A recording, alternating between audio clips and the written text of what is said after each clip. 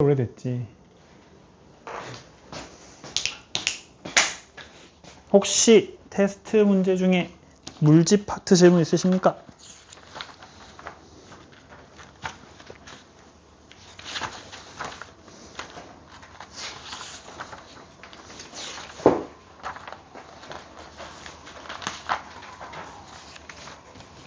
질문 있니?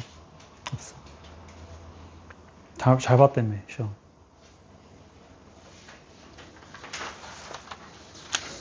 이반에서 제가 제일 높은 것 같아서. 그래도 그 점수면 되게 잘 본 축에 속하는데? 모르겠다. 근데 오늘이 그 첫 시험일이라서 다른 반들이 이제 어떤 점수를 받을지 모르겠는데, 어쨌든 저희가 생각하는 점수 중에선 높은 수준이라 괜찮아요. 질문 없으세요? 자, 과제 문제 중에선 질문 있으십니까?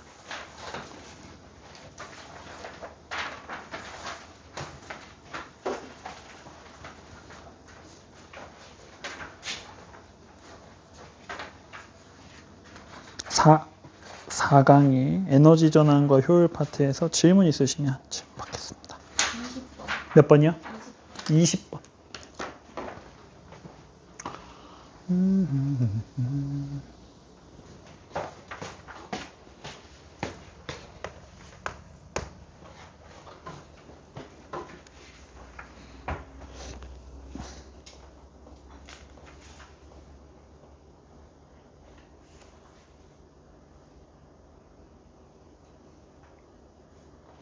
뒤에 기출문제 풀어본 사람. 24번에 그 나가 뭐예요? 24번에 나요? 일단 기억 니은 형광등이에요. 형광등. 네.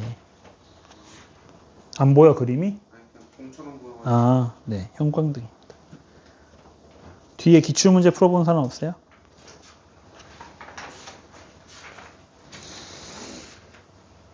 없어?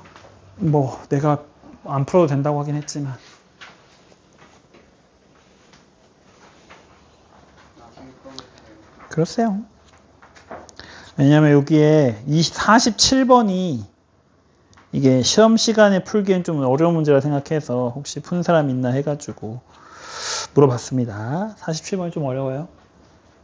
20번만 해주면 돼? 20번에 보시면 기억에 문제에서 온도가 T1인 열원에서 열을 흡수한다고 했고요. 온도가 T2인 열원으로 열을 방출한다고 했죠. 기본적으로 열을 흡수하는 곳이 고열원이라고 했어요. 고열원. 근데 이 고열원이 다른 말로 고온부라고도 했었거든요. 자, 여기에서 이제 열을 흡수하고요. 혹은 이제 공급한다고도 했었죠. 그 다음에 저열원 또는 저온부에서 열을 방출을 합니다. 그래서 이름에서 알 수 있는 것처럼 이 고열원이 온도가 높은 부분이고요. 저온부가 온도가 낮은 부분이에요. 그러니까 여기에서의 온도가 T1이고 여기서의 온도가 T2라고 했기 때문에 당연히 두 개의 온도 중에서는 T1이 더 커요. 그래서 기억은 틀렸고요. 자, 이때 여기는 이 열 기관에서 항상 성립해야 되는 법칙이 두 가지가 있는데 그 중 하나가 에너지 보존 법칙. 그죠? 그래서 처음 공급하는 열이랑 그 다음에 자, 방출되는 에너지 전체가 같아야 된다는 것인데 이때 문제에서 공급하는 열이 몇 킬로줄이라고 했냐면 10킬로줄이라고 얘기했죠. 그 다음에 방출되는 열은 일단 6킬로줄이 있고 거기에 옆에 W라는 일만큼이 또 쓰이죠. 항상 이 식이 성립을 해줘야 되고요. 때문에 W의 값은 4킬로줄이 나와줘야 되죠. 이해돼요? 디귿 열효율 2는 공급하는 열분의 하는 1의 비율이에요. 문제에서 몇을 공급했다고 했냐면 10만큼을 공급했다고 했고 방금 니은에서 1의 양을 4라고 구했죠? 그래서 열 효율은 0.4가 나와줘야 돼요. 이해되세요? 이렇게 해서 20번 문제 풀 수 있습니다.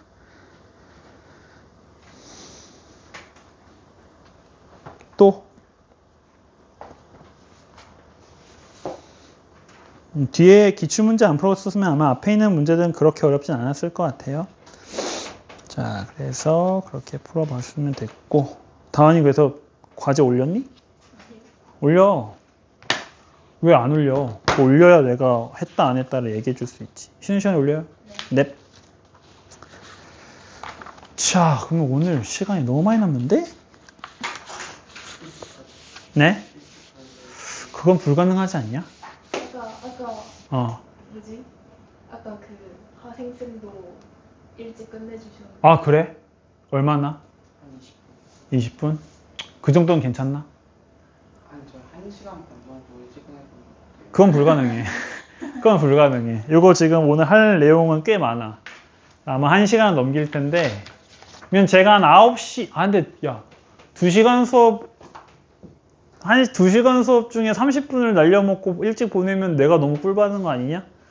너무 좀, 고용인 입장에서 좀 너무 쌤이 고용인이 아니시니까 괜찮지 않을까? 너 고용인이지. 너희가 고용주고. 너희 어머니, 부모님이 고용주지. 그치? 아니, 2시간 동안 맞춰놓으라고 보내놨더니 1시간 반밖에 안 하고 30분이나 일찍 보내면, 아니, 야, 내 돈 내나 하실 수도 있는 거잖아. 그치? 그러면 안 되는데? 뭐라고요? 아니죠. 왜 아니죠? 날 시켜봐. 내가 30분이나 일찍 끝내줘야 되는 이유를 한번 설득시켜줘봐요. 종강이잖아요. 종강이라서. 종강 기념. 그러게. 아니, 근데 뭐지? 오늘 할 내용이 2시간을 꽉 채울 만한 양은 아니거든요? 양이 좀 있긴 하지만.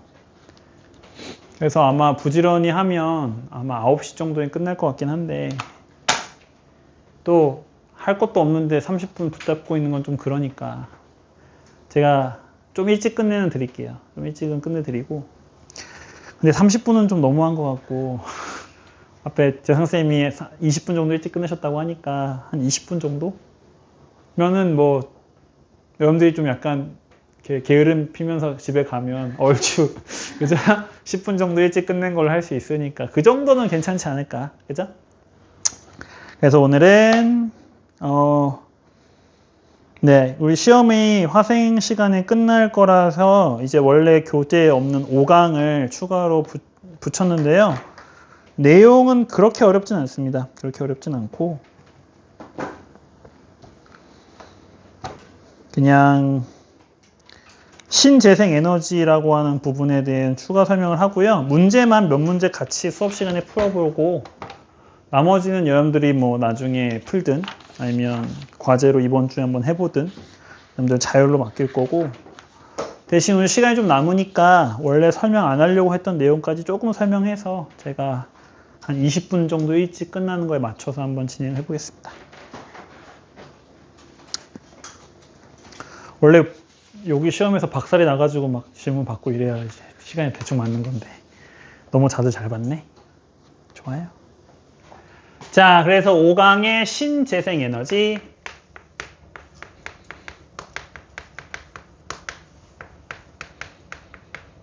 요즘에는 굳이 구분하지 않지만 예전에는 이 신재생 에너지의 뜻을 신에너지와 재생에너지로 구분해서 얘기했었거든요. 신에너지는 당연히 뭐겠어요? 신. 그렇죠. 지금까지 우리가 사용하지 않았었던 새로운 에너지 자원이란 뜻이고요. 재생은요? 이게 재생 가능한이라는 말이거든요. 그렇죠. 다시 쓸 수 있다 라는 말이 무슨 뜻이에요? 순환한다. 그죠? 그리고 우리가 알고 있는 재생이 불가능한 에너지 중에서 대표적인 게 뭐가 있어? 화력 발전 같은 게 있지. 그지? 그러면 그 과정에서 이제 어떻게 돼? 원래 자원 물질에서 우리가 쓸 수 없는 물질로 바뀌어버리죠?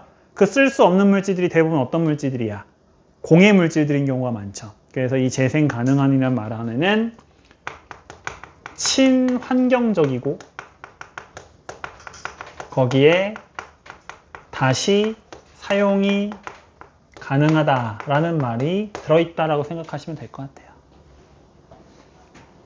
자, 이런 에너지들을 통틀어서 우리가 신재생에너지라고 하는데 요즘에는 신에너지와 재생에너지를 굳이 구분하지 않아요. 그래서 이걸 그냥 하나의 표현으로 기억해도 괜찮습니다. 신재생에너지. 그래서 결국 신재생에너지는 새로운 에너지 자원들 중에 어떤 에너지 자원들? 친환경적이면서도 다시 쓸 수 있는 에너지 자원들을 통틀어서 신재생에너지다라고 우리가 부르게 되는데요. 자, 뒤에 나와 있는 예제들 중에 등장하는 몇 가지 신재생에너지들을 원리와 함께 몇 가지 좀 설명을 드릴게요. 자, 첫 번째는 태양광 발전에 관련된 내용입니다. 태양광 발전.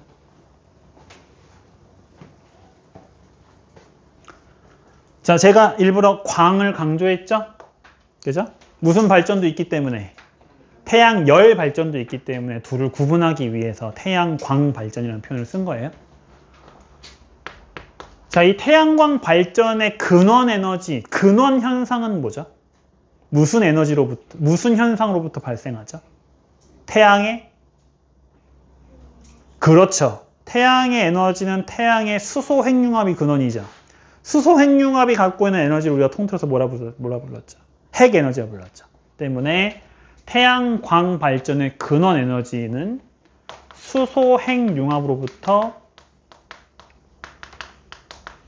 발생을 하고 이 수소 핵융합의 무슨 에너지가 핵 에너지가 근원이다라고 얘기할 수 있겠죠. 그렇죠? 자, 그래서 에너지의 전환 과정을 보면 자, 이 핵 에너지가 일단 무슨 에너지로 바뀐 다음에 빛 에너지로 바뀌죠? 그런데 이 빛 에너지가 바로 뭐로 바뀐다? 바로 전기로 바뀌어요. 즉, 제가 앞에서도 한번 강조했지만 자, 뭘 사용하지 않는 발전 방식 중에 하나다? 우리 지난 시간의 핵심 주제 중에, 아니, 지지난 시간이었죠? 지난 시간 맞나? 지난 시간이었나? 무슨 원리를 사용하지 않는? 운동을 전기로 바꾸는 전자기 유도를 사용하지 않는. 그렇죠? 발전기, 즉 전자기 유도를 사용하지 않는 대표적인 발전 방식 중에 하나가 이 태양광 발전이에요. 자, 그러면 어떤 원리를 통해, 무엇을 통해서 이렇게 에너지 전환을 하느냐? 바로 여러분들도 알고 있는 태양 전지를 활용을 하죠.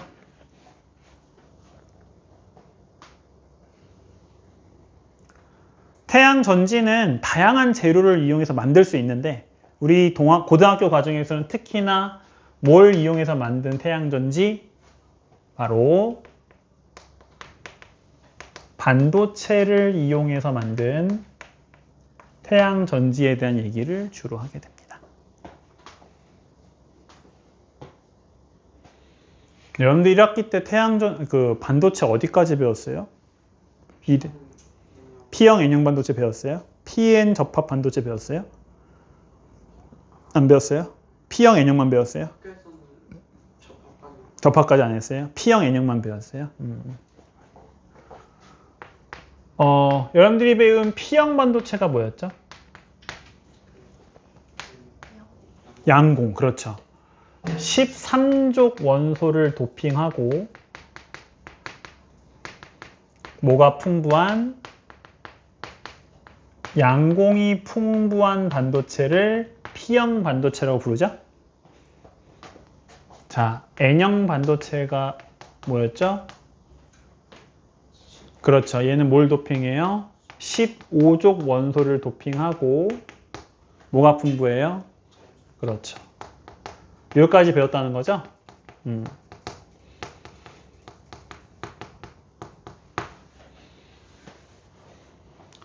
자, 태양 전지. 특히 반도체를 이용해서 만드는 태양 전지는 이 P형 반도체와 N형 반도체를 이렇게 붙여 만든 걸 이용해요.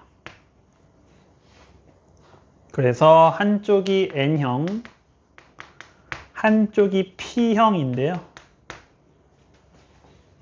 자, 여기에 뭐가 들어오냐면 이렇게 빛이 들어와요.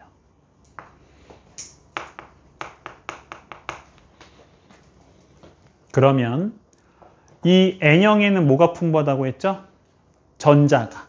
P형엔 뭐가 풍부하다고 했죠? 양공이. 바로 이 전자와 양공이 각각 N형과 P형 쪽으로 튕겨나가는 현상이 발생을 하게 돼요. 자, 그래서 P형과 N형 반도체의 접합면으로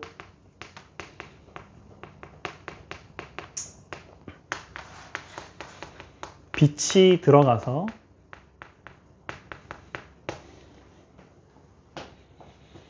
이 자유전자가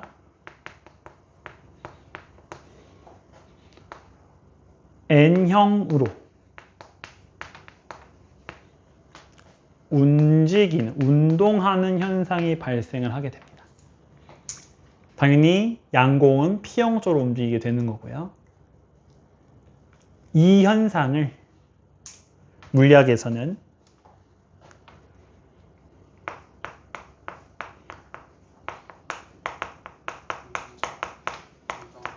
광전 효과라고 부릅니다. 광전 효과.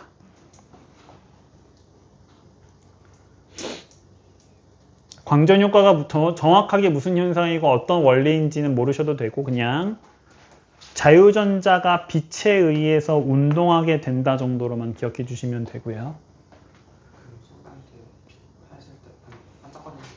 광전 효과는 모든 물질에서 일어날 수 있는 현상이고요. 빛을 받아 전자가 운동한다라는 뜻으로 생각하시면 돼요. 자, 이 통합과학에서는 그냥 광전 효과를 이용한 게 태양 전지다까지만 기억해 주시면 되거든요. 그래서 태양 전지는 광전 효과를 이용한 장치다 정도까지만 기억하면 충분합니다. 이해되시죠? 아예 이 말을 안 배울 수도 있긴 한데 요 말까지는 대부분 선생님들이 알려주시는 편이니까 자, 태양 전지는 광전 효과라는 현상을 이용했다 정도로만 정리하면 충분합니다. 이해되시죠? 자, 이런 것들을 이용하는 게 태양 전지예요. 그렇죠? 그래서 자, 빛을 받아서 전류가 바로 흐르기 때문에 발전기가 필요하지 않다는 게 굉장히 중요한 특징이고요. 자, 우리가 모든 신재생 에너지는 뭘 정리해야 되냐면 장단점을 우리가 정리를 해줘야 됩니다. 그래서 자, 이 태양광 발전의 장점을 먼저 보시면 자, 어떤 장점이 있어요? 당연히 우리 태양 에너지 어떻습니까? 사실상 무한하죠. 그래서 영구적이고 매우 친환경적입니다.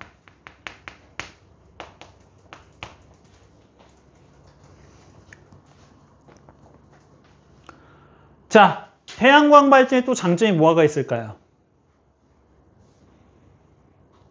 이 태양 전지를 설치할 수 있는 곳이 굉장히 다양해요. 그죠? 그래서 우리 뭐 건물의 지붕이나 아니면 여러분들 가정집에서 그냥 베란다 같은 데도 설치할 수 있잖아요.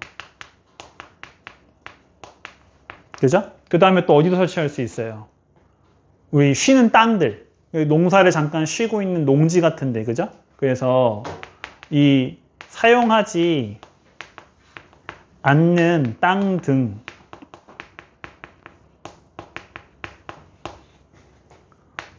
토지를 이용할 수 있는 방법이 굉장히 많죠. 다양한 방법으로 이 태양 전지를 설치할 수 있습니다.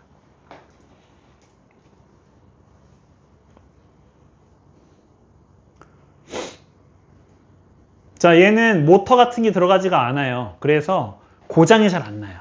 그래서 한번 설치만 잘 해놓으면 유지 보수 비용이 매우 저렴합니다.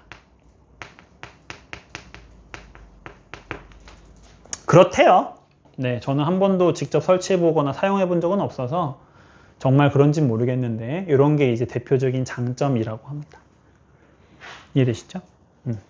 그런데 아주 큰 단점이 있죠?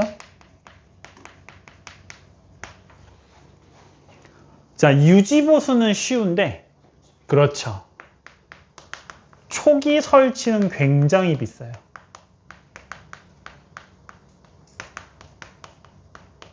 굉장히 비싼 편입니다. 당연히 여러분들 태양전지의 가장 큰 단점이 뭐예요? 응? 아니야, 그거 사주는 거야. 그걸 왜 가져가? 오히려 이걸로 돈 버는 사람들 많아. 우리 그거 억지로 훔쳐가면, 야, 그러면 큰일 나지. 우리나라에서 사주는 거야. 그래서 오히려 요즘에 문제가 뭐냐면, 그 농민분들이 농지에다가 농사 안 짓고 전기만 만들어서 오히려 문제야. 무슨 공산주의 국가냐? 나 국가에서 가져간다고 그러면. 그게 문제가 아니라, 가장 큰, 태양전지의 가장 큰 문제가 뭐야? 밤에 안 되잖아. 그치? 그래서, 시간, 그 다음에 기후 등의 의존성이 엄청 커요. 낮밖에 안 되기도 하고요. 또, 흐린 날씨가 계속되는 기후 같은 데서는 설치하기가 힘들겠죠? 우리나라 같은 경우는 겨울엔 거의 힘들겠지, 그지? 여름에도 장마철에는 또 안 될 거 아니야, 그지? 태양전지를 설치하려면 반드시 굉장히 넓은 토지가 필요합니다. 설치가 쉽다는 장점은 있지만 이 에너지 밀도가 낮은 편이라서 굉장히 큰 면적이 필요해요. 그래서 매우 큰 면적이 필요로 한다는 단점이 있다고 합니다.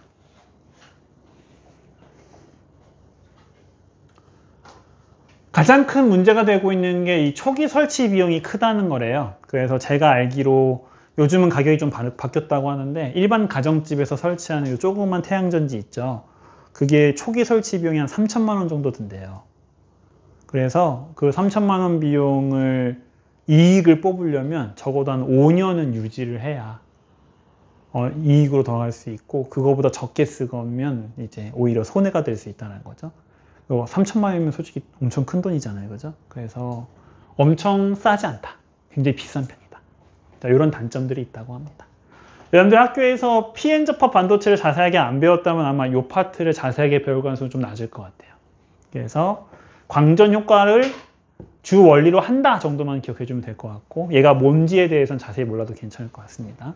근데 이제 대부분 어디에 집중이 되느냐? 바로 에너지 전환과 장단점. 특히 어디?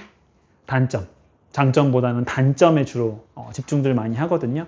그래서 모든 신재생 에너지들은 장점만 갖고 있지 않거든요. 단점들을 굉장히 많이 갖고 있기 때문에 그 단점들 위주로 여러분들이 내용을 정리해보면 좋겠다. 될까요? 여기 지울게요.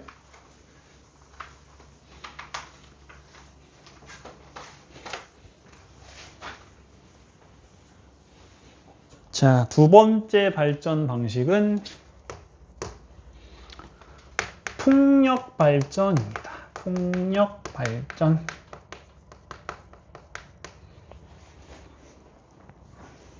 풍력 발전의 근원은 당연히 뭐예요? 풍력 발전. 바람이죠. 근데 그 바람은 어디서부터 온다고 볼 수 있죠? 기후. 그 기후의 변화는 어디서부터 오는데요? 그렇죠. 그죠? 우리 지구의 거의 모든 에너지는 태양으로부터 오거든요. 그래서 바람의 에너지도 결국 근원은 뭐라고 얘기할 수 있다? 태양 에너지. 자, 태양 에너지가 근원이에요. 그러면 아까 우리 태양 에너지는 무슨 에너지가 근원이라고 했어요? 핵 에너지가 근원이라고 했죠. 그죠? 그래서 결국 얘도 핵 에너지가 근원이다 라고 얘기할 수 있다는 거죠. 방금 여러분들 얘기했던 대로 태양 에너지로부터 바람의 무슨 에너지? 바람의 운동 에너지가 발생을 하죠.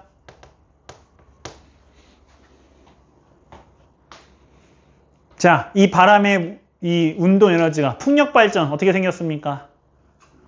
커다란 프로펠러 같은 게 돌아가죠. 그죠? 우리가 날개라고 부르잖아요. 좀 더 정확한 명칭은 블레이드라고 합니다. 자, 이 블레이드의 운동 에너지가 되고요. 자, 이 블레이드의 운동 에너지가 무슨 현상을 거쳐서? 그렇죠. 전자기 유도 현상을 거쳐서 전기 에너지로 바뀐다.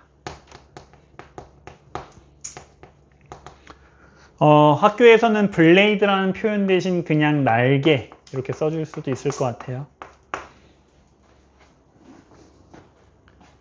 근데 정식 명칭은 블레이드라고 합니다.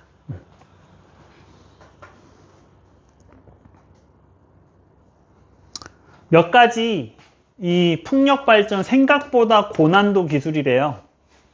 풍력 발전기가 그냥 선풍기 모양을 만들어 놓으면 되는 건 아니고 생각보다 고급 기술이 들어간다고 하는데 핵심 몇 가지 장치들을 보면 방금 제가 이 날개 우리 이렇게 커다란 프로펠러 돌아가잖아요. 그죠? 이 날개를 뭐라 부른다? 블레이드라 부른다고 했었죠. 그죠? 네.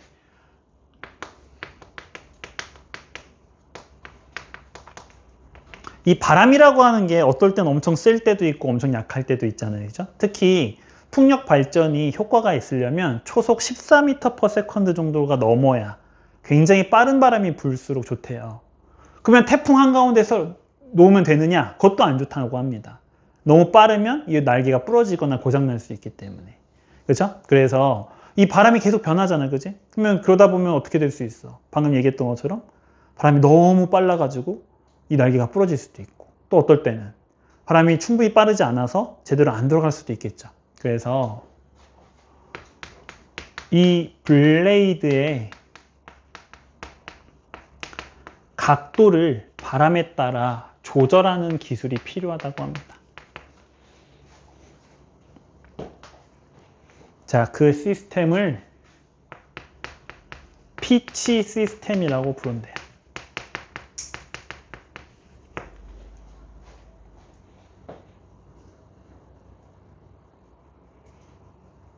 자, 그런데 이 날개가 엄청 거대하거든요. 그러면 바람이 세도 이 날개가 천천히 돌아가는 편이래요. 천천히. 그런데 우리가 이 전자기 유도를 이용해 전기 에너지를 만들려면 이 회전이 이렇게 느리면 일어나기가 좀 힘들대요.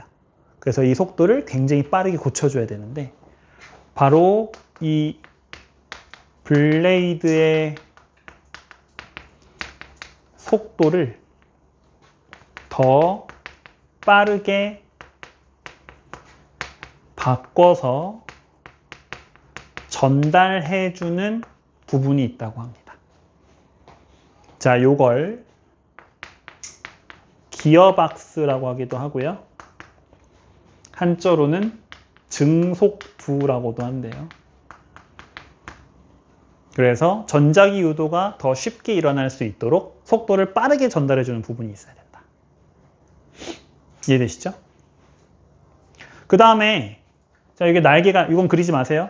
자, 날개가 이렇게 있는데 날개가 이렇게 있으면 여기 이렇게 몸체가 있잖아요. 그죠? 그런데 어떤 날은 바람이 동쪽에서 불다가 어떤 날은 북쪽에서 불다가 이렇게 바람 방향이 바뀔 수 있죠. 그죠? 근데 바람이 이렇게 옆에서 불고 있는데 여기 이렇게 향하고 있으면 제대로 돌아가 안 돌아가?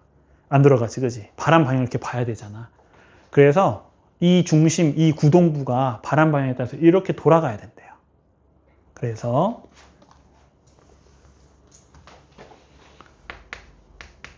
자, 바람의 방향에 맞춰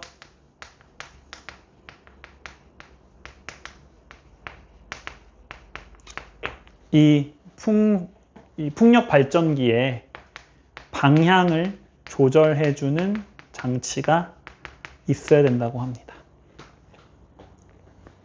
자, 요걸 요잉 시스템이라고 한대요. 그래서 생각보다 풍력 발전기를 만들 수 있는 나라가 많지 않다고 해요. 이런 기술들을 갖고 있어야 되기 때문에. 물론 우리나라는 이런 기술들을 갖고 있기 때문에 자체적으로 풍력 발전기를 만들고 있다고 하고요. 우리나라 같은 경우는 주로 저기 그렇죠. 바다 해안가에서 많이 하죠. 바람이 강한 지역이 요 지역들이니까. 그래서 생각보다 많은 기술들을 필요로 한다. 자, 장점은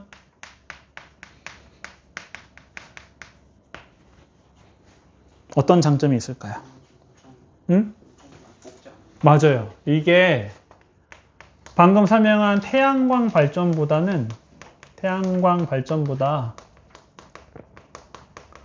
기본적으로 에너지 양이 크다고 합니다.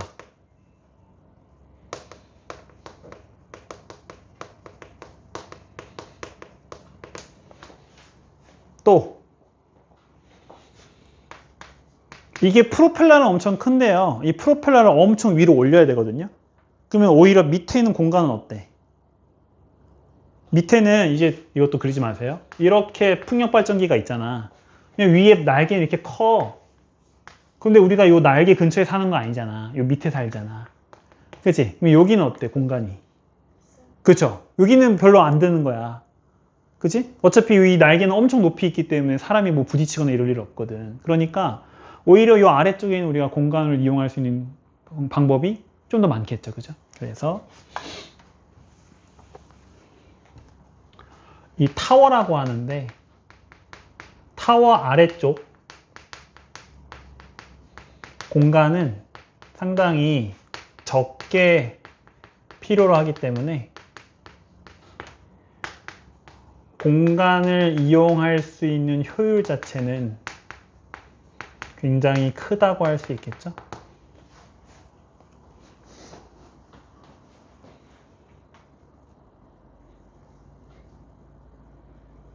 당연히 뭐 여러분들도 알고 있겠지만 반영구적이고요.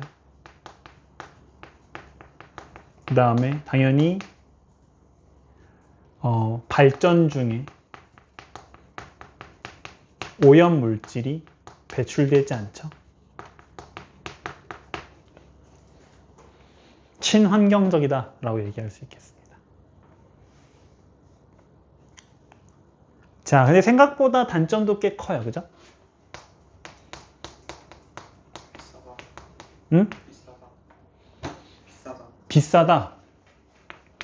맞아요. 역시 얘도 설치 비용이 크고요. 심지어 뭐도 큰 편이냐면 유지 보수 비용도 꽤 큰 편입니다. 왜냐면 얘들이 주로 어디에 지어지냐면 높은 산이나 바닷가에 지어지거든요. 근데 당연히 이런 곳은 가기 쉬워, 어려워. 어렵지, 그지? 그러니까 당연히 이런 데 사람을 보내고 기계를 보내는데 그만큼 돈이 많이 들 수밖에 없겠죠. 그래서 설치 비용도 비싼데 유지 보수 비용도 꽤나 비싼 편이다. 또 얘를 그렇죠. 얘도 날씨 의존도이 좀 크죠. 그렇죠? 그래서 뭐가 좀 어려워? 이 발전량을 예측하는 게 쉽다 어렵다. 그렇죠. 얘 어려운 편이에요. 얼마나 만들 수 있는지, 전기를 얼마나 만들 수 있는지 같은 것들을 알기가 좀 어렵다는 거죠. 또 풍력 발전의 가장 큰 문제. 지을 수 있는 아, 뭐 그렇죠. 좋아요. 부지의 제약이 크다.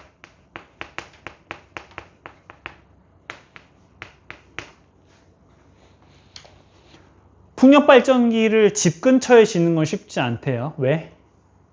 이게 생각보다 소리가 엄청 크다고 합니다. 그래서 소음, 그리고 저주파라고 아세요? 저주파? 너를 저주한다 이게 아니라, 그죠? 이게 주파수가 낮은, 매우 낮은 소리란 뜻이에요. 그러니까 우 이런 소리인 거죠. 근데 이런 소리가 계속 나면 어때? 스트레스 쌓이고 신경 쓰이지, 그지? 그래서 소음과 저주파에 의한 인간과 동물의 피해가 크다라고 해요. 또 한동안 굉장히 큰 문제가 됐던 게 뭐였죠? 새들이 이 날개에 부딪혀서 많이 죽는데요. 그래서 연간 한 7,000마리 정도의 철새가 여기에 부딪혀 죽는다고 합니다. 연간 7,000마리면 굉장히 많이 죽는 편이죠. 왜냐하면 그 천연기념물 같은 경우에는 전체 개체수가 10,000마리가 안 되는 경우가 많기 때문에 거기에 몇천 마리 섞여 있으면 그 종은 멸종해 버릴 수도 있는 거죠. 그래서 이 철새들의 피해가 생각보다 굉장히 큰 편이다. 자, 이런 단점들이 있다고 합니다.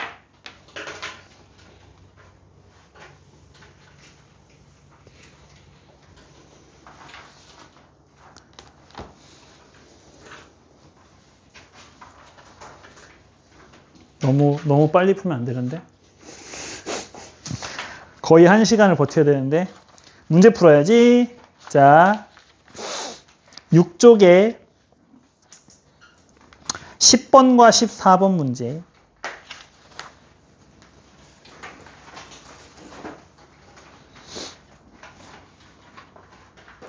오늘 이거 문제 다 풀어요. 아니요.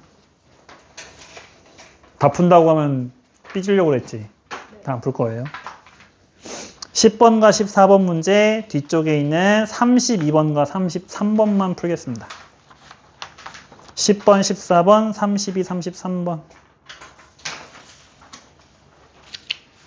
뒤에 답지도 있으니까 답도 확인해 보시고.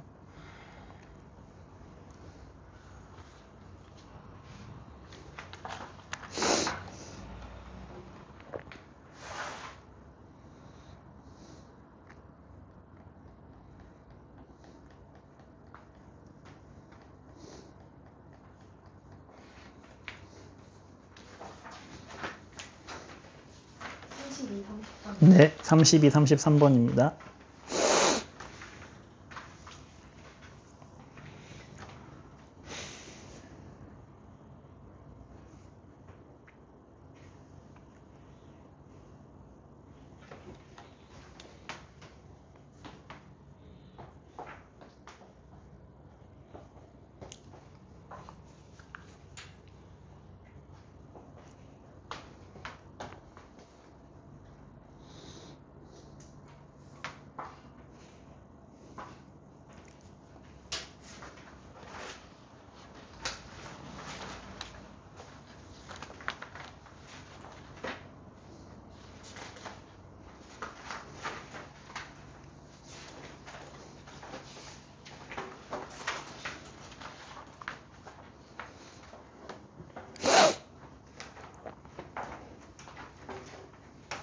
자, 10번 문제 보시면은 태양전지의 원리인데요. 역시 여기서 강조하고 있는 것은 태양광 발전은 전자기 유도, 발전기를 사용하지 않는 방식이다라고 하는 걸 강조하고 있죠. 때문에 니은의 전자기 유도를 이용하여 전기 에너지를 생산한다. 틀린 설명이 되는 것이고요. 자, 반도체를 이용한다. 지금 보여지는 것처럼 지금 플러스와 마이너스의 이동 방향이 다르죠. 바로 뭐에 대한 얘기예요? 양공과 자유전자의 이동에 대한 얘기인 겁니다. 자, 그래서 자, 기역과 디귿은 맞는 설명이지만 니은은 틀렸다. 14번의 가에서는 자, 굴뚝에서 이제 연기가 나고 있는 모습 화력 발전이고요. 그 다음에 나에 나와 있는 요거 넓은 전지 있죠? 우리가 흔히 모듈이라고 부르는 태양 전지의 모습이고요. 다가 이제 풍력 발전기 블레이드의 모습이 보이는 풍력 발전기의 모습이 보이는 겁니다. 자, 이산화탄소를 배출하는 발전 방식 화력 발전의 특징이고요. 자, 발전기를 사용하지 않는 방식 태양전지의 특징 중에 하나고, 나와 다는 기본적으로 자, 태양빛이 있고 바람이 부는 한 계속 사용할 수가 있죠. 자, 고갈되지 않는 재생에너지에 속한다. 이렇게 볼 수가 있겠습니다. 32번에 기억이 좀 헷갈릴 수 있을 것 같은데요. 자, 우리 발전기에서 만들어지는 전류의 특징이 뭐라고 했었죠? 교류라고 했었죠. 그죠? 자, 교류는 전류방이 계속 변하는 건데, 아까 제가 그렸었던 태양전지를 보시면, 자, 태양전지에서 전자가 N형 반도체 쪽으로 양공이 플러스, P형 반도체로 움직인다고 했죠. 이 방향 변해요, 안 변해요? 안 변하죠. 그래서 기본적으로 전류의 방향이 일정하다라고 얘기할 수가 있고요. 자, 이 교류의 반대에 전류의 방향이 일정한 전류를 우리는 직류전류라고 부르게 됩니다. 그래서 태양전지, 발전기를 사용하지 않는 방식은 직류전류가 흐른다라고 얘기할 수가 있고요. 자, 태양의 열 에너지를 이용한다. 제가 주기하라고 했었죠? 태양광 발전과 태양열 발전은 분명히 다른 발전 방식이에요. 알겠죠? 그래서 태양열은 실제로 물을 끓여서 수증기를 이용해 뭘 돌리는, 얘는 발전기를 돌리는 방식이에요. 그래서 태양전지랑 완전히 다르다. 알겠죠? 자, 그래서 니은은 태양빛을 이용하기 때문에 틀린 설명이고요. 전동기에서는 지금 화학에너지가 있으려면 뭐가 일단 보여야 됩니까? 배터리 같은 물질이 뭔가 보여줘야 되죠? 물질이 없기 때문에 전기가 운동으로 바뀐다. 이렇게 보실 수 있어야 되고요. 자, 33번을 풀라고 했었던 것은 디귿 때문에 그랬습니다. 디귿, 제가 아까 뭐라고 했죠? 날개, 블레이드의 회전수는 너무 느리다고 했었죠. 그래서 무엇을 통해? 기어박스, 증속부라는 걸 이용해 속도를 빠르게 해가지고 발전기에 전달을 한다고 했었죠. 그래서 이 둘의 회전수는 다르다. 누가 더 빠르다? 그렇죠. 발전기의 속도가 훨씬 빠르다라고 하는 걸 기억하고 있으면 되겠죠. 그래서 33번의 디귿은 틀렸다. 이렇게 볼 수 있는 거예요. 이해되시죠? 그래서 기어박스라고 하는 이 부품의 이름은 모르더라도 블레이드와 이 발전기에서의 속도가 다르다라고 하는 개념은 이해를 해볼 수 있으면 좋을 것 같습니다. 하나만 더 하고 쉴까?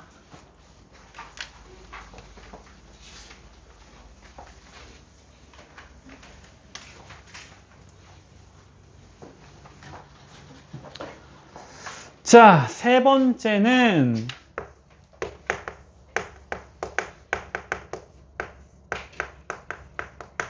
자, 해양 에너지를 이용하는 발전 방식들을 볼 건데요. 자, 그 중에서 첫 번째, 사실 해양 에너지에서 가장 중요한, 그렇죠, 조력 발전에 대해서 보겠습니다. 자, 조력 발전의 근원 에너지는 뭐죠? 그게 무슨 에너지였죠? 조력 에너지였죠.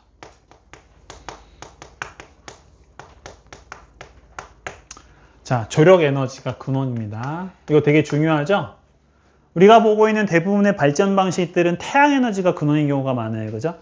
풍력 발전, 태양광 발전, 뒤에서 배울 파력 발전 등등은 태양 에너지가 근원인데, 자, 조력 에너지가 근원인 발전 방식이 두 개가 나옵니다. 그 중에 하나가 바로 이 조력 발전 방식이고요.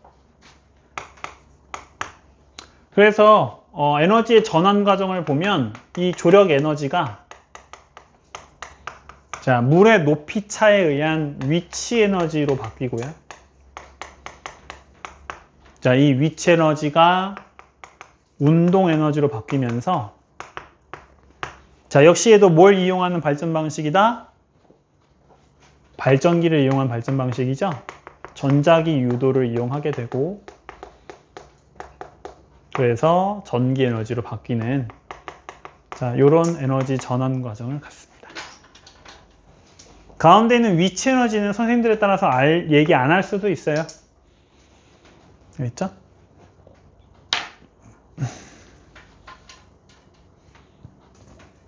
필요할지 모르겠는데 그냥 설명할게요. 자, 이 조력 발전의 방식에는 크게 세 가지 정도가 있다고 합니다.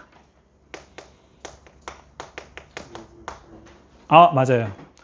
일단은 그 구별 방식이 있는데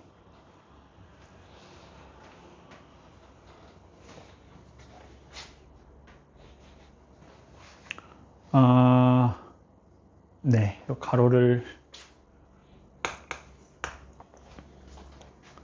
첫 번째는 이 물의 이동 방향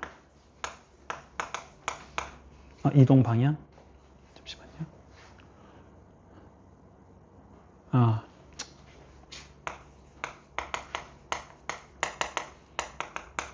자, 이동 방향에 따라서 나누는 방식이 있다고 해요. 자, 그래서 크게 두 가지로 단류식과 복류식이 있다고 합니다. 자, 요거는 우리 교과서에 잘 안 나오는 내용이거든요. 그래서 아마 여러분들 학교에서 안 배울 가능성이 높아요.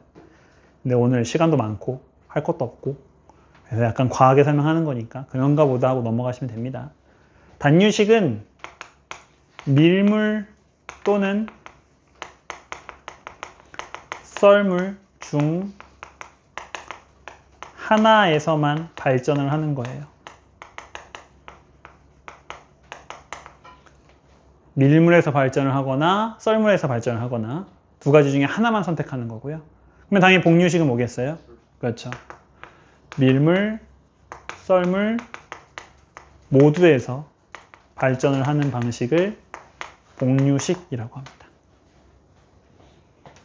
안 보여? 아니요. 괜찮아요?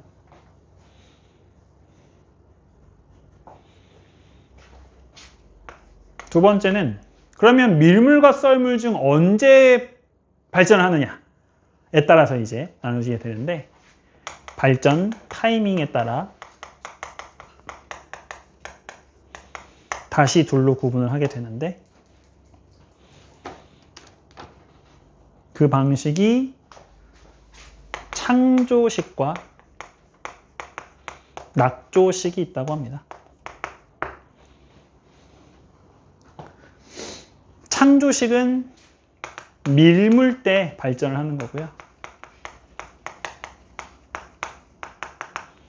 물이 막 들어올 때, 그죠? 발전하는 방식을 창조식이라고 부르고요.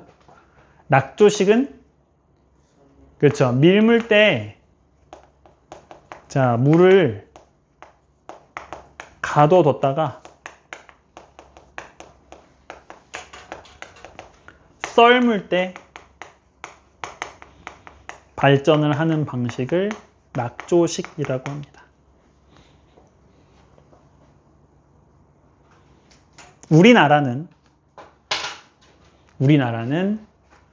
단요식 중에서 창조식을 이용해 현재 시화호에서 이 발전 방식을 이용하고 있다고 합니다.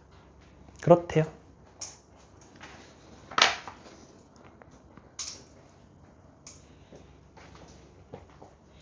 다시 한번 말씀드리지만 여러분들 이거 모르셔도 괜찮고요. 그렇죠? 오히려 이 조력 발전에서 가장 중요한 것은 바로 이 근원 에너지입니다. 조력 에너지가 근원이라는 사실이 가장 중요하기 때문에 요거에만 집중하셔도 충분합니다. 이해되시죠? 자, 역시 장단점 봐야죠. 자, 장점. 조력 발전의 가장 중요한 장점 중에 하나예요. 뭘까요? 설치 비용 엄청 커요. 엄청나게 비싸요. 얘는. 그건 단점이죠. 박살 나니까요, 갯벌이. 그죠? 다른 모든 신재생 에너지와는 다르게 얘는 정확하게 예측이 가능합니다.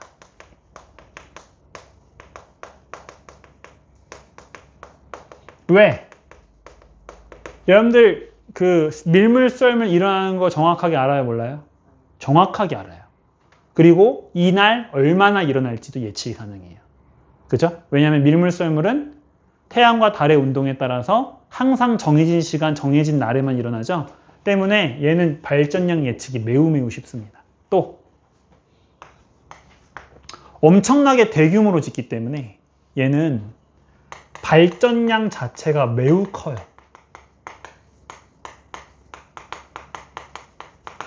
굉장히 큰 발전량을 갖고 있다고 합니다. 당연히 한번 지어 놓으면 우리 이 조석간만의 현상은 어때요? 영원히 일어나죠? 때문에 한번 지어 놓으면 반영구적으로 쓸 수 있는 자, 그런 장점이 있죠. 재생 에너지입니다. 자, 문제는 단점이죠. 어떤 단점이 있죠? 방금 얘기했던 것처럼 자, 얘는 엄청 큰 해안선을 따라가지고 거대한 댐을 지어야 되거든요. 그러니까 당연히 이거 건설 비용이 어떻게 수밖에 없어. 많이 들 수밖에 없겠죠. 얘는 앞에 있는 다른 방식들보다도 초기 건설 비용이 매우 큰 편입니다. 돈이 엄청 들어요.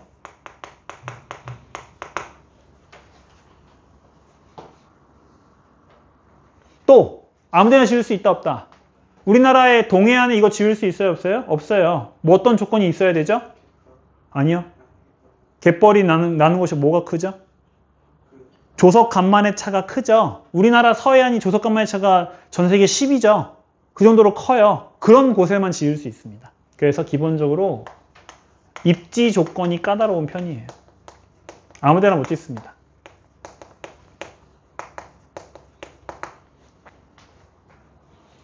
자, 세 번째 단점이 가장 큰데 방금 얘기했던 것처럼 이렇게 바닷물을 받아버리면 바닷물의 이동이 자유롭지 않기 때문에 무슨 일이 생겨버린다? 갯벌이 전부 다 파괴됩니다. 근데 이 갯벌이 뭐 어떤 곳이죠? 그냥 단순히 진흙탕이 아니잖아요. 그죠? 여기에서 우리가 다양한 생물 자원을 얻을 수 있죠. 생태계가 파괴되고 우리가 얻을 수 있는 생물 자원이 감소하게 되는 거잖아요. 그죠? 이 갯벌 파괴라고 하는 심각한 환경 파괴가 발생을 하게 되죠. 이게 사실 제일 커요. 그래서 현재 우리나라는 다른 조건이 있는 곳에서 새 조력발전소를 지을 수가 없는 상태예요. 왜냐면 여러분들 그런 거 하죠. 환경적합성 검사라는 거 하거든요. 뭔가 건물을 지을 때 이 건물을 지으면 환경 파괴가 너무 심해서 오히려 손해다. 이런 이제 검사들을 하거든요. 현재 조력발전소는 전부 다 요거에 걸려요. 그 새로 지을 수가 없어요. 예전에는 이거 무시하고 그냥 지었었던 건데 이제는 새로 지을 수가 없기 때문에 자, 갯벌 파괴라는 심각한 단점 때문에 더 이상 늘어나기가 힘들다. 이해되시죠? 그래서 얘는 단점이 정말 중요합니다. 다른 애들도 단점이 중요하지만 조력발전은 특히나 단점이 중요하다는 거 기억해 주시면 좋겠네요. 이 얘가 에너지가 많이 뽑아야 풍력이 더 물론 뭐 사람 그 조건마다 다르겠지만 우리나라는 조력발전이 훨씬 커요. 왜냐면 일단 물 양 자체가 어마어마하게 크고 우리나라의 서해안이 워낙 조력발전에 좋은 입지 조건을 갖고 있기 때문에 규모에 따라서 당연히 달라지겠지만 같은 규모를 비교했을 때에는 조력발전이 훨씬 커요. 다만 얘는 이제 그 하루에 2번 정도 한번 확 하고 그 다음 한동안 또 안 하다가 또 확 하고 안 하고 이렇게 되는 거고 풍력발전은 바람만 계속 불면 계속 만들 수 있는 거잖아. 그러니까 이제 한 번에 얼마나 많이 만드냐의 차이는 있겠지만 양만 단순히 비교하면 얘가 좀 더 크다고 볼 수 있겠죠. 자, 잠시 쉴까요? 이거 큰 거 몇 번 가주세요. 큰 번호요? 5번. 많아요. 부족한데요. 네? 한 장에 하나씩 채워. 뭐 이렇게 많이 왜 이렇게 크게 썼어? 여기까지 한 2페이지 정도 쓰면 되는데. 이제부터 아껴 써. 야, 뭐 이렇게 크게 썼냐? 왜 이렇게 많냐고요? 시간 때워야 되니까요. 그런 것도 있잖아요. 바이오 디젤 이렇게. 아, 바이오 디젤? 그것까지 하면 많아지는데 뒤에 있는 문제 필요한 정도만 할 거예요. 학교에서 음. 바이오랑 디젤 그 수업해서 기술가정 때 중학교 때 기술가정 쌤이 이거 남는 거 난민 줘야 된다면서 난민? 왜 만드냐. 그치. 솔직히 우리나라엔 손해야. 우리나라는 그냥 석유 수입해가지고 그거 바꿔 쓰는 게 훨씬 이득이야.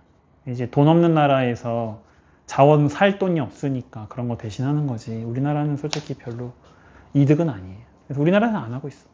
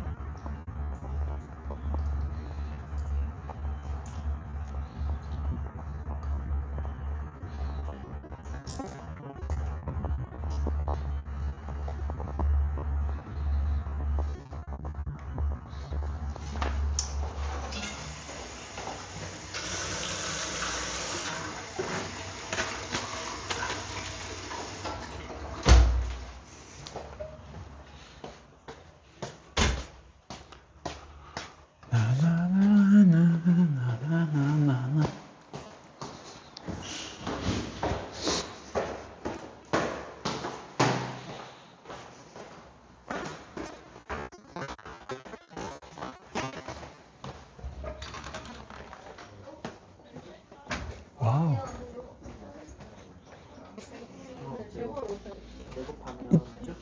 쫙.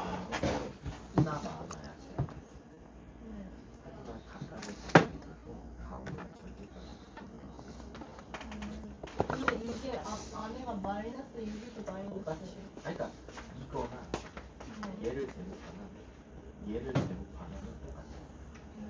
얘는 좀 문제가 생기는 거야. 이거는 곱한 거면 그럼 이게 B로 약분하면 절대값 AB가 AB보다 항상 크다.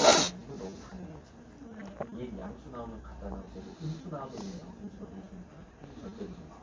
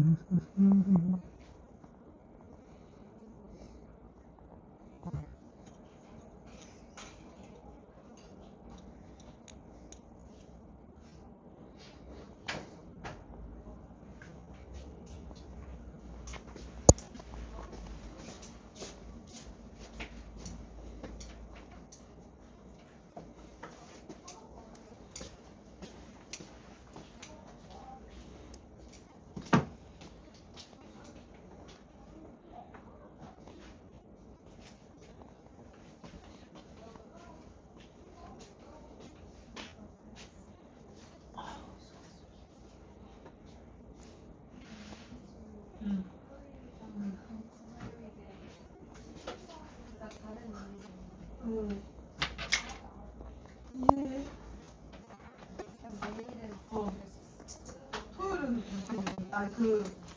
토요일 이것들은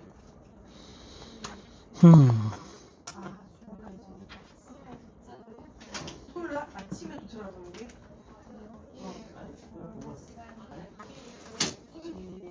아하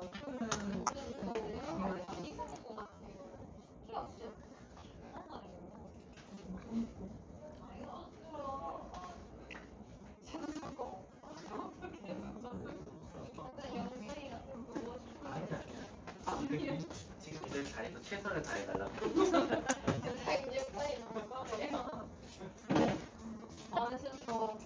가냐?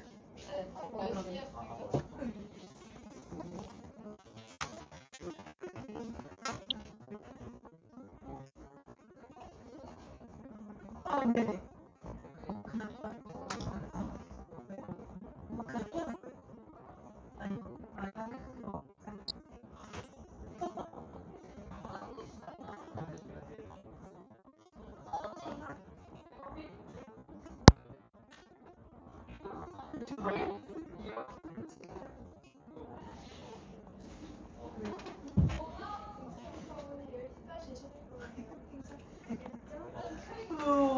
둘다 생각 표정이 뭔데? 화요일 날 토요일 날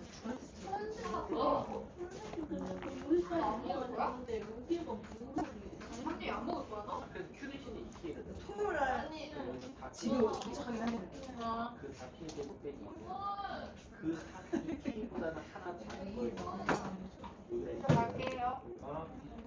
여기다가 2K를 넣어. 나는 너 몇 시까지? 저는 일단은 공식적으로 4시까지인데 2K보다 하나 큰 것보다 4시간 없으니까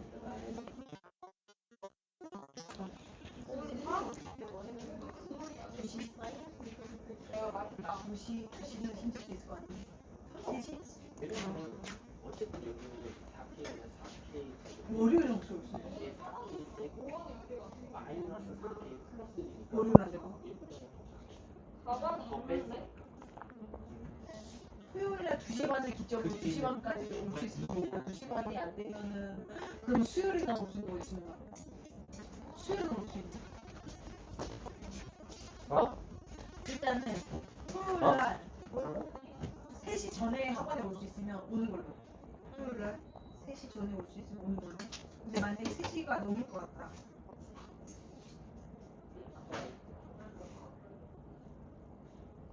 근데 3시가 넘을 것 같다 그러면 그럼 수요일에 와야 돼? 월요일도 안 되고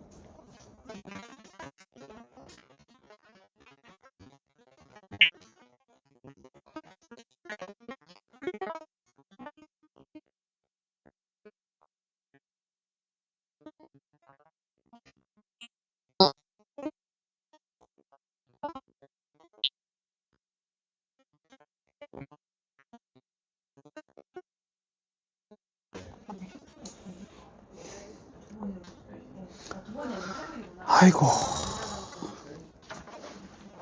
내일은 오는 거.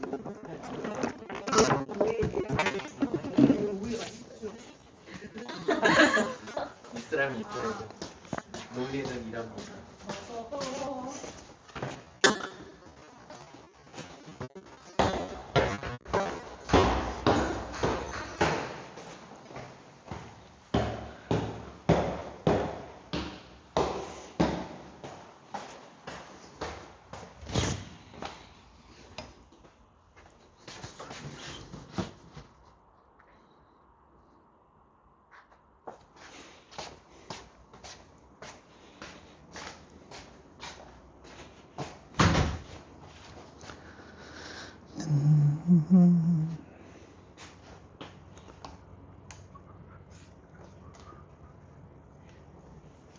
아이고, 물이다.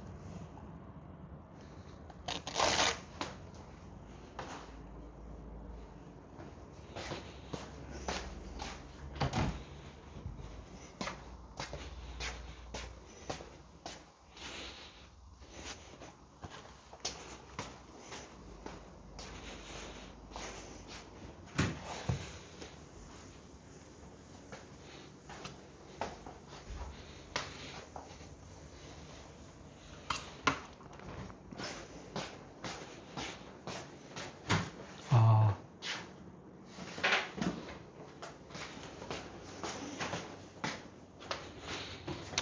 자, 30분 정도만 집중합시다.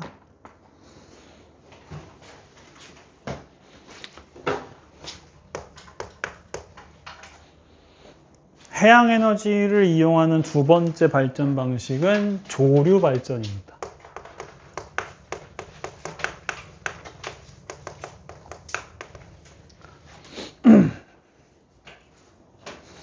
역시 이 조류 발전 역시 조력 에너지가 근원이에요.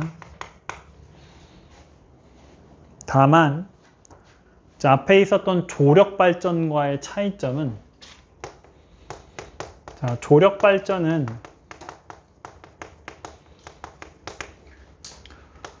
조석 현상에 의한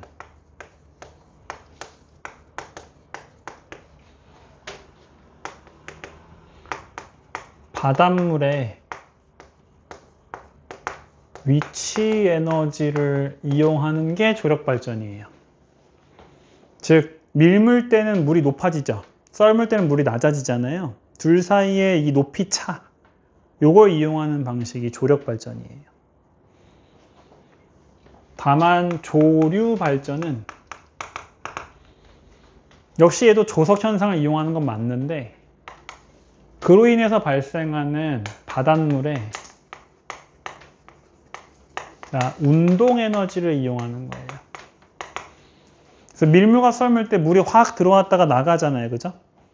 자, 이렇게 들어오고 나가는 운동 에너지 자체를 이용하는 발전 방식을 조류 발전이라고 합니다. 그래서 얘는 좁은 해협에 이 바닷물의 이동을 이용한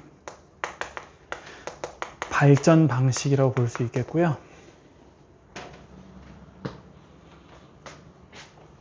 그래서 에너지의 전환을 보시면 조력 에너지가 바로 바닷물의 운동 에너지가 되고 요게 발전기를 통해 전기 에너지로 전환되는 자, 아까 제가 썼었던 조력 발전에서는 위치 에너지가 중간에 껴 있었죠? 얘는 그대로 운동 에너지가 전환되는 발전 방식의 특징이다. 이렇게 보실 수 있겠습니다.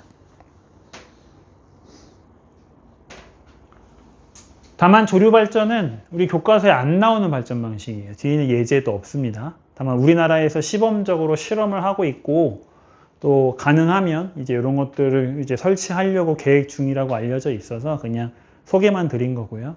다른 장단점을 특별하게 얘기하진 않겠습니다. 자, 해양 에너지의 마지막 발전 방식은 파력 발전입니다. 이름 그대로 파도의 에너지를 이용하는 발전 방식이고요. 파력 발전의 근원은 당연히 뭐겠어요? 근원. 그렇죠. 얘는 앞에 있는 두 가지 해양 에너지랑은 다르게 조력 에너지가 근원이 아니라 얘는 바람이 원인이기 때문에 태양 에너지가 근원입니다. 그래서 앞에 있는 두 가지 방식이란 근원 자체가 달라요. 태양 에너지가 근원입니다.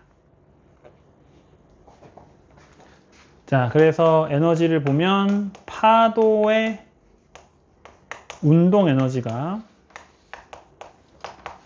전환이 되는데 우리나라 같은 경우에는 이 파도의 운동 에너지를 곧바로 전기로 바꾸는 게 아니라 공기의 운동 에너지로 바꾸고 자, 그걸 이용해 전기 에너지를 만드는 방식을 사용을 합니다.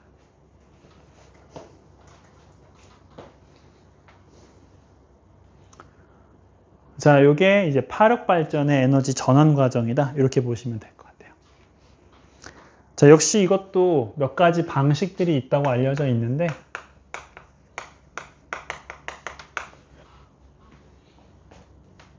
자, 우리나라 같은 경우에는 첫 번째 방식인 진동 수주 방식이라는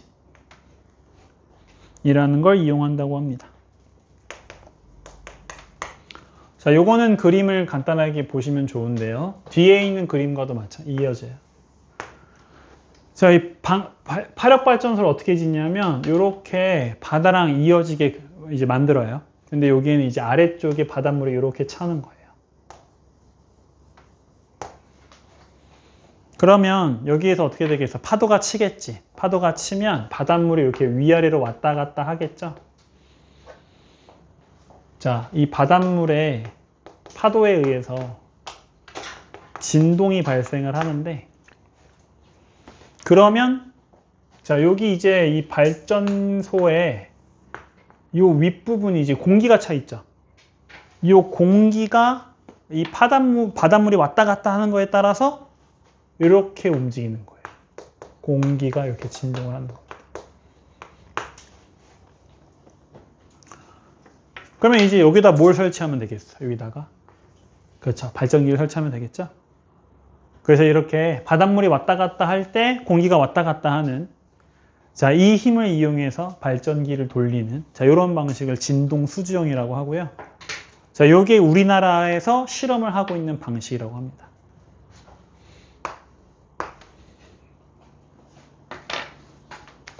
우리나라는 뭐 얘를 상용하고 있지는 않고요. 얘를 이제 제주도에서 연구소에서 실험용으로 이제 여러 가지 할 수 있는지 시험용으로 이제 설치를 하고 있다고 하고 뭐 우리나라의 전기를 막 적극적으로 만드는 형태로 사용하고 있지는 않습니다. 나머지 두 가지 방식은 그냥 대충 뭐 그렇구나 하고 보시면 돼요. 두 번째는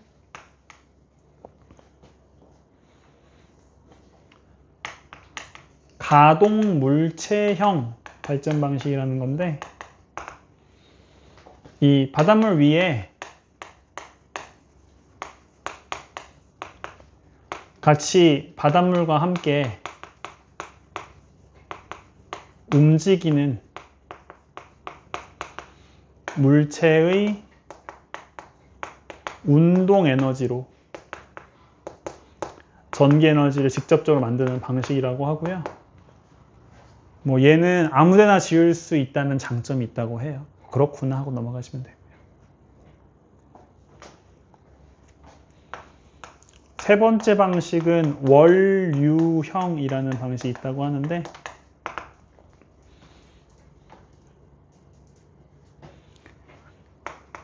파도로 이 위에서 아래로 떨어지는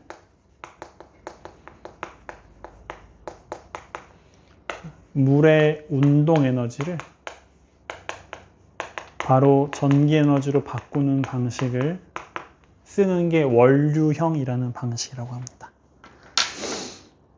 자, 이 두 가지는 우리나라에서 시험하고 있는 방식이 아니기 때문에 문제에서 안 나오는 편이에요. 다만 위에 있는 진동수주형이라고 하는 이 방식은 이름은 안 나오지만 이 그림은 자주 나오거든요.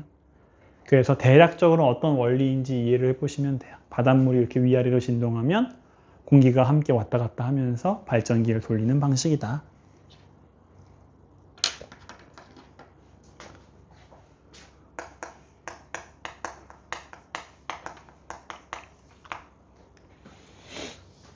장점. 여기서 말하는 장점은 당연히 우리나라에서 이제 실험하고 있는 진동수주용의 이 장점이에요. 이 진동수주용의 가장 좋은 장점은 바로 방파제에 이 발전기를 설치할 수 있어요.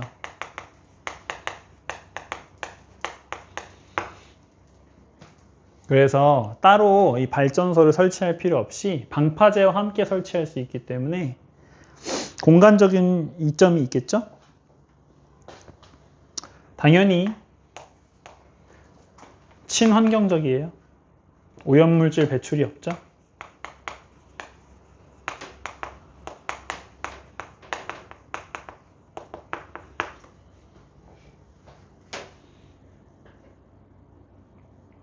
다만 단점이 꽤 많습니다.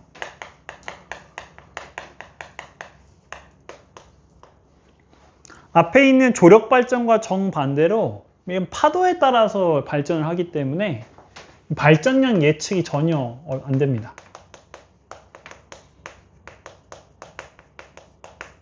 전혀 안 되는 건 아니지만 어렵죠.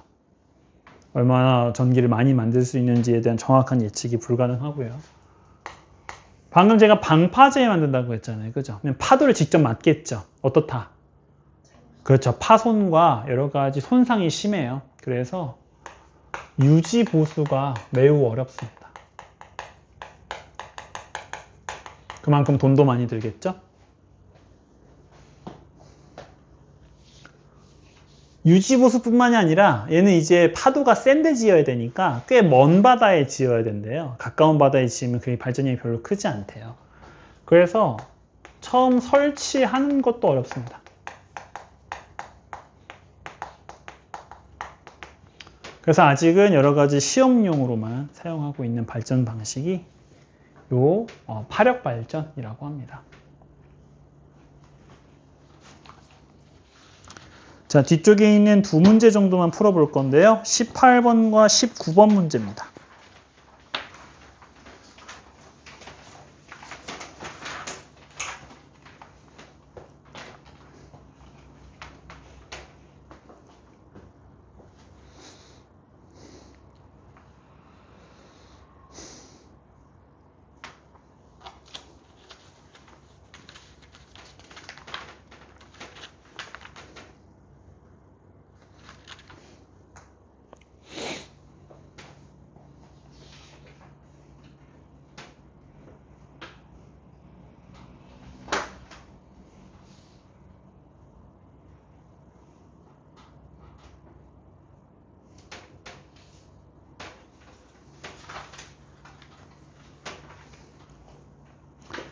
자, 18번에 보시면은 우리나라 시와호에 건설되어 있는 조력 방식, 제가 아까 뭐라고 했죠? 단유식, 창조식 발전 방식이다 이렇게 얘기했었죠. 그래서 자, 밀물 때만 발전을 하는 방식을 우리나라에서 사용을 하고 있습니다. 아까 얘기했던 것처럼 조력 발전의 가장 큰 문제점은 항상 대규모로 만들 수밖에 없죠. 그래서 발전량이 많다는 장점이 있긴 하지만 굉장히 설치 비용이 크다라고 했었습니다. 자, 그래서 기억은 틀리고요. 자, 그래서 초기 시설 투자 비용이 많이 들고 갯벌 파기 같은 주변 환경 변화에 큰 영향을 줄 수 있습니다. 자, 조수간말차가 클수록 생산을 많이 할 수 있기 때문에 우리나라에서는 주로 어디 지을 수밖에 없다? 서해안에 지을 수밖에 없죠. 남해안도 물론 조수간말차가 꽤 큰 편이긴 한데 서해안이 압도적으로 크기 때문에 우리나라를 만약에 짓는다면 서해안에 지을 수밖에 없다. 19번은 우리나라 제주도에서 시험하고 있는 진동수주형 발전 방식의 파력발전소를 얘기하고 있습니다. 당연히 파도는 기후 영향을 크게 받을 수밖에 없죠. 발전량이 기후에 관계없이 일정하지 않습니다. 항상 변하고요. 자, 가장 좋은 장점 중에 하나는 발전시설을 방파제와 함께 사용할 수 있다는 거죠. 공간의 제약이 많이 줄어들게 됩니다.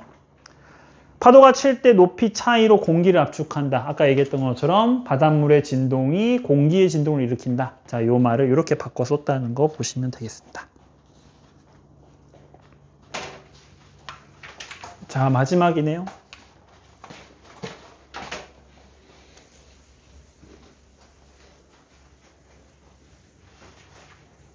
자, 마지막으로 정리할 신재생 에너지는 수소 연료 전지입니다. 5번인가요? 몇 번? 4번.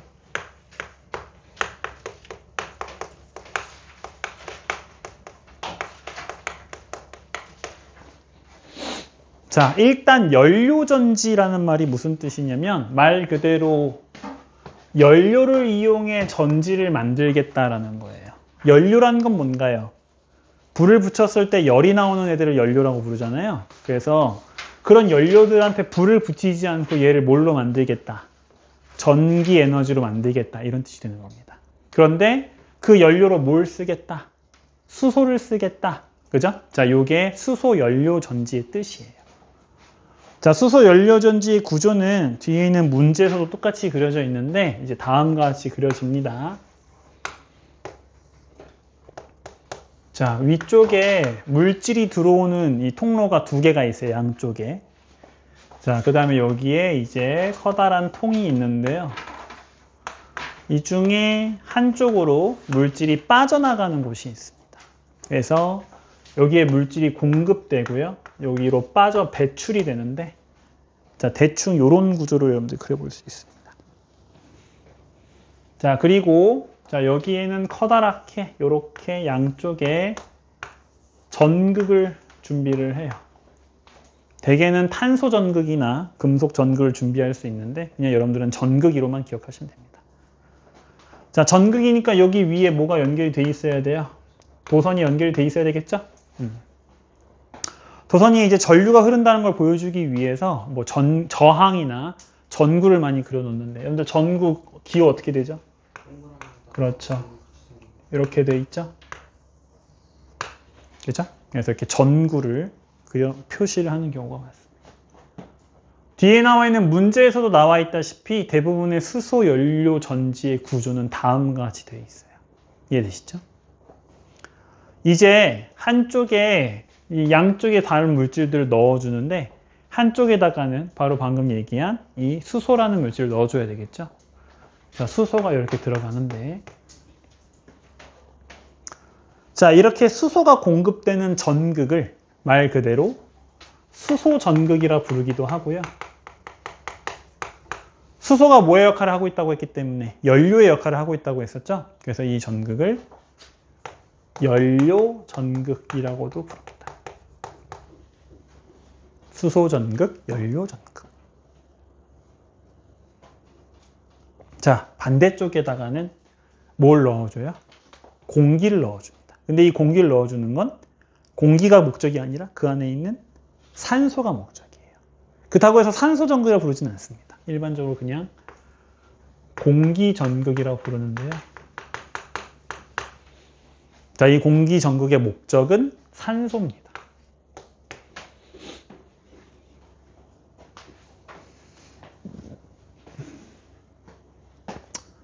자, 그 다음에 이 안에는 여러 가지 물질들이 차 있거든요. 다양한 물질들이 있는데 물질 종류는 알 필요 없고 여기에 전해질이 들어가 있습니다. 전해질의 뜻이 뭐죠? 그렇죠. 물에 녹으면서 전류를 통하게 한다는 뜻이죠. 그래서 자, 물에 녹아 전류를 흐르게 하는 물질이라고 뜻을 다시 한번 정리해 보시면 좋겠죠?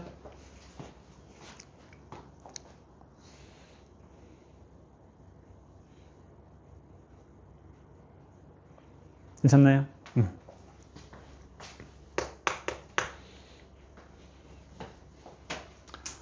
자, 그래서 우리는 여기서 일어나는 화학 반응을 정리를 합니다.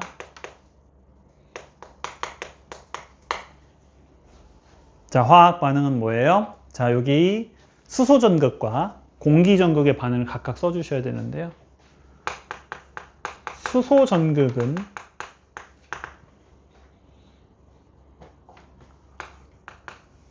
자, 두 개의 수소가 자, 네 개의 수소 이온으로 변하면서 자, 전자가 4개 만들어지는 과정이 일어납니다. 자, 얘는 그러면 여러분들이 배운 내용이에요. 반응의 결과 전자가 튀어나왔네요.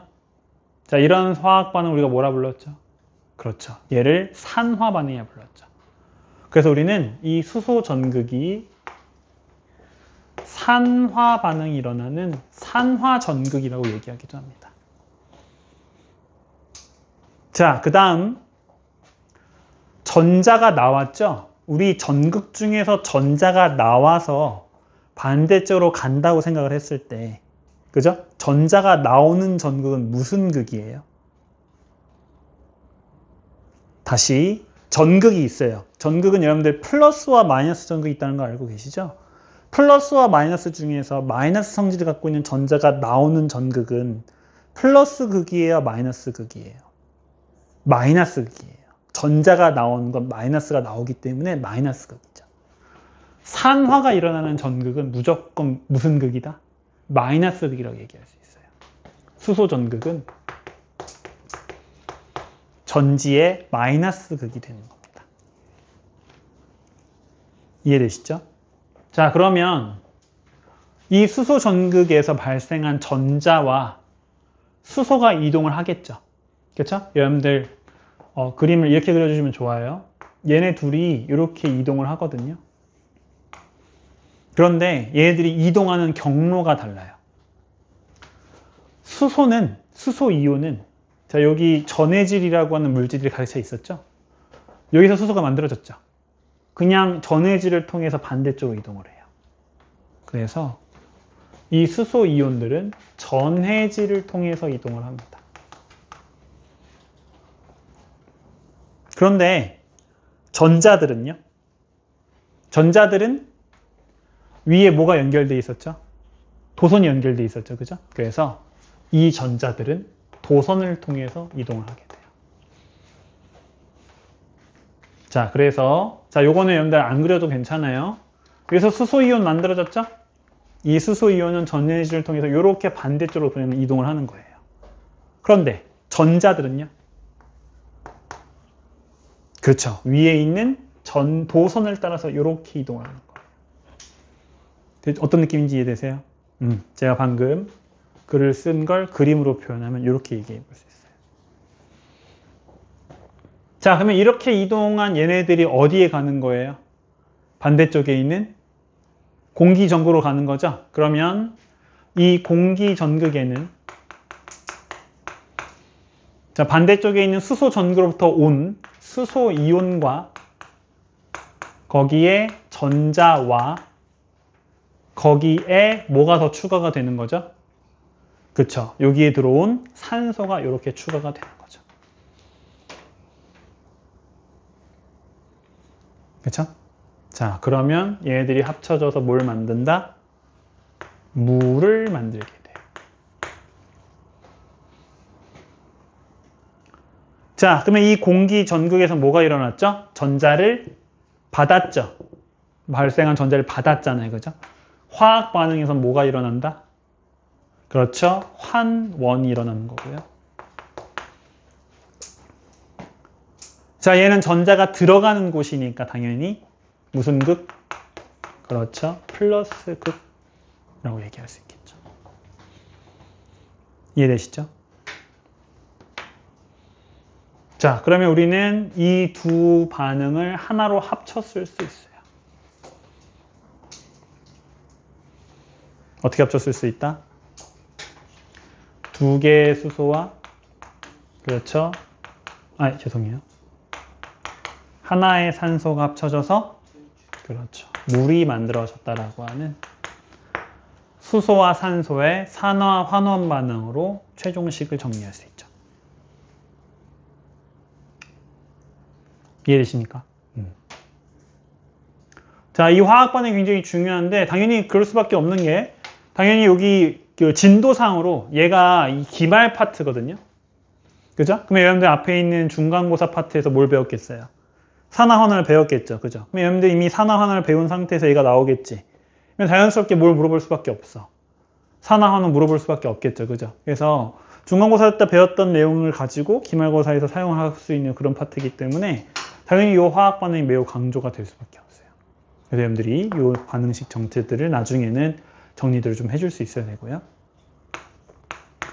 자, 여기에서 일어나고 있는 이 에너지의 발전 방식은 무슨 에너지를 이용하는 거예요? 자, 뭐의 에너지를 이용하는 거냐면 수소의 에너지를 이용하는 거예요. 그죠? 자, 수소와 같이 물질에 저장된 에너지 뭐라고 했었죠? 그렇죠. 화학 에너지. 바로 얘는 수소의 화학 에너지가 근원이고요.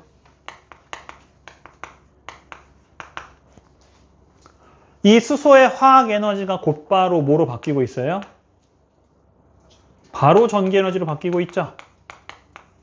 즉 얘도 앞에 있었던 태양광 발전과 마찬가지로 뭘 사용하지 않는다?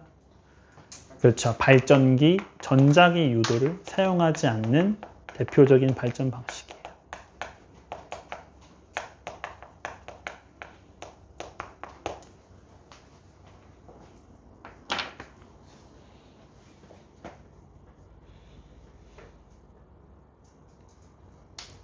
괜찮아요? 장점? 자, 수소 연료전지. 여러분들 아마 수소 에너지 얘기는 많이 들어봤을 거예요. 그죠? 자, 수소 연료, 맞다. 그래서 요거 이제 여기 빠져나가는 물질 바로 뭐다? 이 물이에요. 물.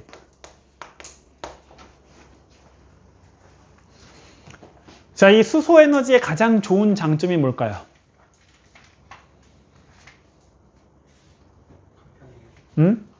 간편하진 않아요. 네, 이게 간편하면 이미 썼겠죠? 자, 가장 좋은 단점은 역시 배출 물질이 뭐밖에 없어요? 물밖에 없죠, 이론적으로. 그래서 자, 배출되는 물질이 이론적으로 물뿐이기 때문에 자, 오염물질의 배출이 없다라는 게 아주 중요한 장점이죠. 또 하나는 자, 얘는 이 화학 에너지가 중간 과정을 거의 거치지 않고 바로 뭐로 바뀌기 때문에 전기 에너지로 바뀌기 때문에 자, 화학 에너지가 바로 전기 에너지로 전환이 되기 때문에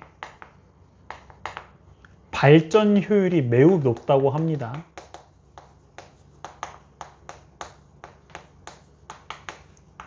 자, 굉장히 강조되는 수소 연료전지의 장점이에요. 수소 연료전지가 나올 때 항상 강조되는 게 바로 요거. 발전 효율이 매우 높다.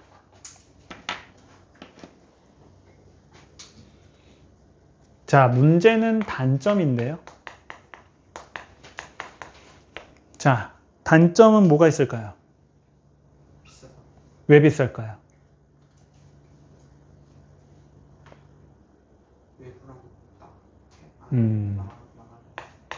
일단 첫 번째는 이 수소라는 물질에 있습니다. 수소는 대부분 무슨 상태죠?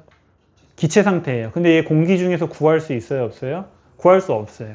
이 수소는 어디서 구할 수밖에 없다? 다른 물질에서 얻을 수밖에 없죠. 그래서 이 수소를 공급하는데 문제가 발생할 수밖에 없습니다. 자, 수소를 만들어내는 게 쉽다, 어렵다? 어렵죠. 그래서 이게 좀 애매하면 이거 그냥 써도 되고요. 이게 좀 애매하다고 생각이 되면 이 수소를 만들기 어렵다 이렇게 써도 괜찮아요. 알겠죠? 또 수소가 기체인데 어떤 기체냐면 이 끓는 점이 매우 낮은 기체예요. 즉 뭘 만들기 어렵다? 액체를 만들기가 어렵다는 거죠. 액체를 만들기 어려우면 무슨 문제가 생겨요? 보관, 수송 등의 문제가 있죠. 액체가 잘 돼야 이것들을 보관하고 수송하는 게 훨씬 쉬워지는데 얘는 워낙 끓는 점이 낮은 기체다 보니까 이걸 하기가 좀 어렵다는 거죠. 이해되시죠? 또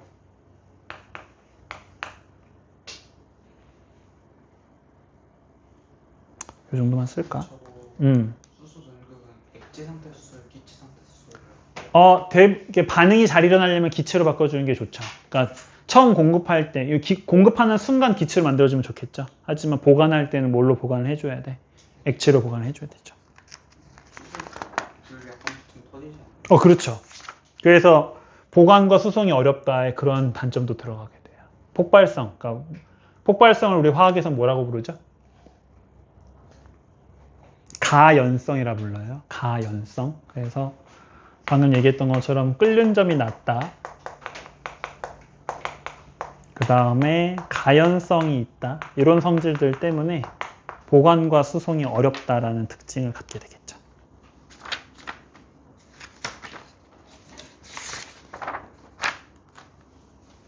네, 뭐 일단 이 정도. 가로 3번 쓰지 말죠. 자, 이렇게 하면 이제 우리 통합과학에서 뒤에 있는 예제들을 풀기 위해 필요한 재생에너지들을 정리를 해봤습니다. 한 문제만 풀어볼까요? 49번만 풀겠습니다. 11쪽에 49번 문제.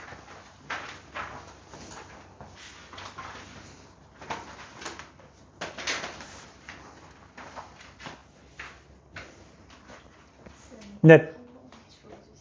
네. 한 번만 주워줄까요?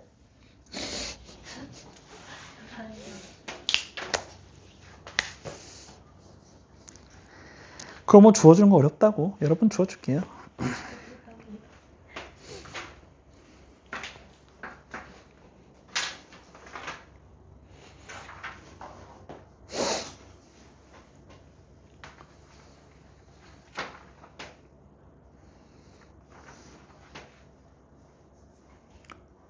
제가 이거 아까 이 설명을 안 했네. 그쵸?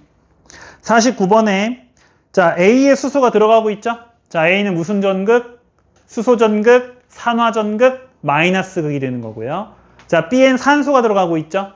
자, 공기 전극, 산소 전극, 환원 전극, 그죠? 플러스라 얘기할 수 있겠죠? 자, 그런데 전자는 어떻게 움직인다? 그렇죠. 수소 전극에서 공기 전극으로 움직이죠. 근데 문제에서는 뭘 물어봤어요? 전류를 물어봤죠? 전류는 항상 방향이 어디에서 어디니까? 플러스에서 마이너스니까, 그지? 바로 전자의 이동 방향과 반대가 돼야 되겠죠? 그래서 전류는 이렇게 전자와는 반대로 움직인다. 제가 이걸 깜빡하고 얘기를 안 했어요. 자, 그래서 기억에 A는 마이너스이니까 틀렸고요. 니은의 플러스에서 산소가 하나인데 다 맞고요. 전구에 흐르는 전류의 방향은 전자와 반대로 움직여야 되기 때문에 B 방향이 맞고요. 전자는 아까 얘기했던 것처럼 무엇을 통해 이동한다? 도선을 통해 이동한다고 했었죠. 전해질을 통해서 이동하는 건 뭐다? 수소이온이라고 했어요. 그죠? 그렇게 해서 니은과 디귿이 옳다. 이렇게 찾아주시면 되겠습니다. 자, 이렇게 보면 될 것 같고 뭐 나머지 문제는 여러분들이 한번 풀고 싶으시면 풀어보시고 나중에 2학기 때 어차피 이 파트는 암기 위주로 공부하는 파트니까 굳이 뭐 미리 열심히 기억할 필요는 없으니까요. 그냥 뭐 오늘 한 내용 정도만 정리해 보셔도 충분할 것 같습니다. 다음 주까지 과제는 없고 자율적으로 푼 다음에 자율적으로 여러분들 질문해 주시면 되고요. 오늘은 좀 일찍 끝내죠. 여기까지 합시다. 고생들 하셨습니다.